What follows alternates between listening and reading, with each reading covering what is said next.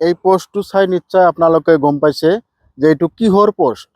এইটো জেজেএমৰ জল জীৱন মিছনৰ এইখনে আঁচনিৰ এখন পোস্ট পিলাৰ দিছে। এই পাইপখনো চাইছে, এইখনেদি পানী ওলাব। আজি প্ৰায় 3 বছৰ পাৰ হৈ গ'ল, এটোপাল পানীও এইটো পাইপেৰে ওলোৱা নাই। ধুবুৰী জিলাৰ বিলাসীপাৰা জল জীৱন মিছনৰ আণ্ডাৰত চিৰাকুটা গাঁও পঞ্চায়তত একদম মোৰ ঘৰত তাৰমানে এই পিলাৰটো মোৰ ঘৰত 3 বছৰৰ পৰা এনেকৈ পুতি থৈছে। এটোপাল পানীও এতিয়ালৈকে আমি পাবলৈ সক্ষম হোৱা নাই। আচল ঘটনাটো কৈছোঁ আপোনালোকক।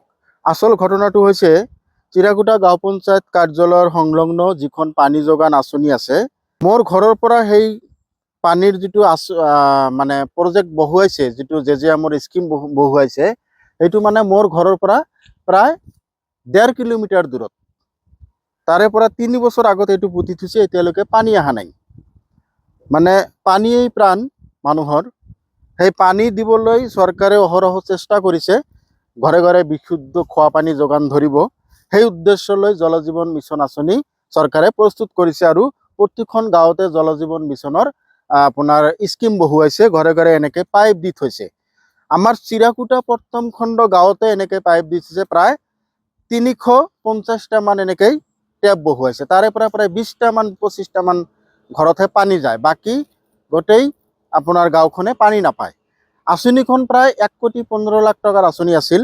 তাৰে আকৌ মডিফিকেশ্যন কৰি আকৌ পইচা দিছে, আকৌ মডিফিকেশ্যন কৰি আৰু পইচা বঢ়াই দিছে, কিন্তু তথাপি আমি পানী পোৱা নাই। এইটো লৈ পেলাই যদি আমি কোনো অভিযোগ কৰোঁ বা কোনো মানুহক যদি কওঁ, বিভাগীয় কৰ্তৃপক্ষৰ কোনো মানুহক যদি অৱগত কৰোঁ যে আমি এনেকৈ পানী পোৱা নাই, কয় ইমান দূৰত আপোনালোকে কেনেকৈ পানী পাব, এইটো পানী আপোনালোকে নাপায়। গতিকে কি কৰিল, 3 বছৰ পিছত আকৌ এই মোৰ যিখন গাঁও, এই গাঁওখনৰে এটা চাইডত আকৌ এটা প্ৰজেক্ট বহুৱাইছে। ইয়াত লাখ লাখ টকা খৰচ কৰিলে, পাইপ কৰিলে, এনেকৈ পোষ্টিং কৰিলে, কিমান চৰকাৰী পইচা অপচয় কৰি পেলাই আকৌ আৰু এটা প্ৰজেক্ট তেওঁলোকে নতুনকৈ মোৰ গাঁৱত বহুৱালে। সেই প্ৰজেক্টটো এতিয়ালৈকে হৈ উঠা নাই। মুঠতে চিৰাকুটা গাঁও পঞ্চায়তত, আমাৰ বিলাসীপাৰা মহকুমাৰ চিৰাকুটা গাঁও পঞ্চায়তত এই পানী যোগানৰ নামত যি বৃহৎ কেলেংকাৰী হৈ আছে, যি দুৰ্নীতি, তেওঁলোকে ধন ঘটোৱাৰ যি পৰিকল্পনা সাজি পেলাই এই জেজেএমৰ কামবিলাক কৰি আছে, গোটেই এটা বৃহৎ সিন্ডিকেটৰ মাজেদি হৈ আছে।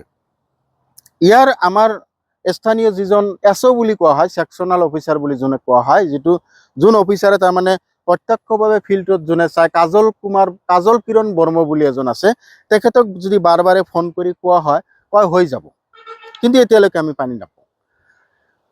আপোনালোকেও মন কৰিব, আপোনালোকৰ গাঁৱতো যদি জেজেএমৰ আঁচনি বহুৱাইছে, পানী দিবৰ কাৰণে যদি প্ৰকল্প লৈছে, সেইখনত চাব, যদি 100টা হাউচ কালেকশ্যন দিছে, তাৰে পৰা 20-25টাহে পানী পায়, বাকীখিনি কিবা কিবি লিক হৈ গৈছে, কিবা কিবি পাইপ ফাটি গৈছে, কিবা কিবি তাতে মানে বিভিন্ন ধৰণৰ দুৰ্নীতি তাত দেখা পোৱা যায়। তো জেজেএমৰ যি প্ৰকল্প চৰকাৰে লৈছে, এই প্ৰকল্পক সহযোগ কৰিবলৈ হ'লে আমি বিশেষকৈ এই ক্ষেত্ৰত আমি এটা কথা ক'ম, আমাৰ যিসকল স্থানীয় সাংবাদিক বন্ধুসকল আছে, তেওঁলোকে এই ক্ষেত্ৰত যথেষ্ট চকু দিয়া উচিত। যেহেতু চৰকাৰে প্ৰকল্প লৈছে, বিশুদ্ধ খোৱা পানী আপোনাক দিব, কিন্তু কিছুমান ঠিকাদাৰে আৰু কিছুমান বিষয়াৰ গাফিলতিৰ বাবেই কিন্তু আমি এই বিশুদ্ধ খোৱা পানী পোৱাৰ পৰা বঞ্চিত হ'ব লগা হৈছে। তো চৰকাৰৰ যি উদ্দেশ্য আৰু লক্ষ্য, সেয়া সফল কৰিবলৈ হ'লে আমি সকলোৱে হাতে হাতে থিয় দিব লাগিব। আপোনাৰ অঞ্চলতো যদি জেজেএমৰ এনেকুৱা প্ৰকল্প পতিত হৈ আছে, আপুনি পানী পোৱা নাই, যদি বিকলাংগ হৈ আছে, আপুনি পানী পোৱা নাই, তেনেহ'লে আপুনিও ছ'চিয়েল মিডিয়াত এটা এনেকৈ পোষ্ট মোৰ নিচিনাকৈ বনাওক, আৰু মোৰ পোষ্টটো যিমান পাৰে আপোনালোকে শ্বেয়াৰ কৰক, যাতে জেজেএমৰ যি বিষয়াসকল আছে, কৰ্মচাৰীসকল আছে, বিভাগীয় কৰ্তৃপক্ষ আছে, তেওঁলোকৰ যাতে দৃষ্টিগোচৰ হয়, এনেকৈ যাতে আপোনাৰ এই পাইপটো যাতে পৰি নাথাকে, আপুনি যাতে শুদ্ধ খোৱা পানী পায়। ধন্যবাদ।